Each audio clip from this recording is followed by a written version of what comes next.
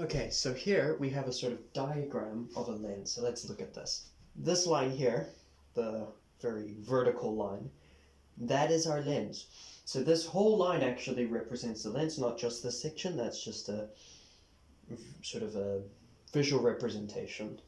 Here, this line that travels perpendicular to the lens line, and travels through the center is important because it contains our focal points, and that'll let us figure a few ray directions out. So let's start with seeing how the light that comes from an object is affected if that object is behind the focal point. So if I continue that forwards, it's behind it. So I'm gonna just label this as object, and we can sort of think about it like this. The sun's somewhere up here, and it's shining just hundreds of thousands of, technically, no, quite a few light rays onto this object, and those light rays are going to bounce in every direction, but there are a few particular directions that are interesting to us. So let's start with the simplest one. The light ray hits the object and it bounces, and the light ray that bounces continues through the center of the lens. So it comes right through and hits it and continues right through, and nothing changes. It isn't refracted, it isn't moved.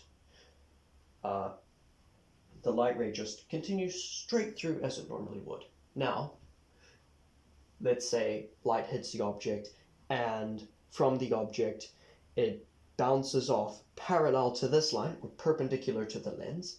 So it continues through and it hits it. Now what happens to the line?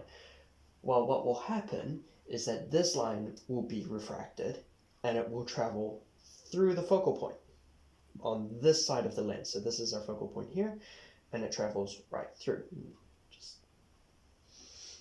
And we can actually see these lines are converging, so they meet up down here. Now let's look at the sun ray comes down and it bounces through the focal point and it hits the bottom part, the bottom of the lens. Well, what will happen there? Well, before it was parallel, then passed through the focus point. So if it passes through the focal point, it will be parallel here. And we can actually see all three lines, they meet up here. So where they meet up is our image. Now by the image we can actually place an eye or some form of observer, and this will see this image. So this image is where this object is perceived to be. So if we continue each of these lines into the eye, the pupil needs to be big enough. The size of the pupil is what actually sees the light ray, so it needs to be big enough to see them all. This eye will perceive this object as being here where the image is, because the eye is sort of programmed in a way to look at a light ray and say, it's traveling in this direction, this light ray from the same object is traveling in that direction, they cross over, so that must be where the point is, because if we have one point, it'll be radiating light rays in everywhere, because this is normally how it works in nature. And so if you have two that converge like this, and your eye is there, then it can trace back along those lines and say, this is our object. And that's what it's trying to do here. The problem is we have a lens that is distorting the light and makes the object appear here. So two other things to note about this image. This is inverted. So if this was our initial image, this little house, then this is our object, this is our image. This is what this point looks like. And here's why. The light ray hits the top and comes parallel. Then it goes down through the focal point and enters the bottom of the eye.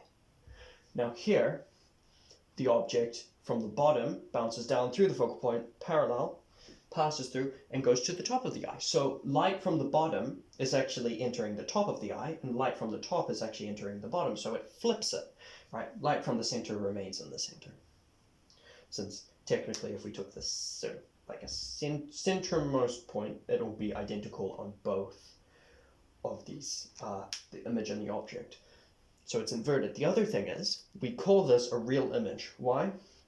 You can actually trace back the light physically moves along this path to where the image is perceived. So since the light is actually moving from that image to the eye, in a way, it's considered real and not virtual. And we'll see what a virtual image looks like in just a second.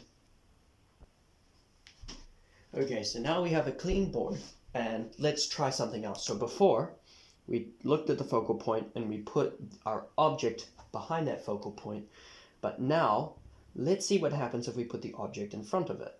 Actually lower down than that, maybe here. Okay, so this is our object.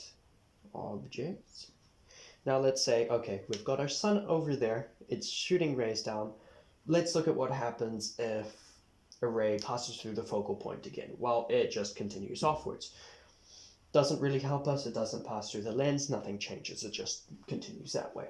So we ignore lines that pass through the focal point in this case. Now let's look at a line that passes through the center.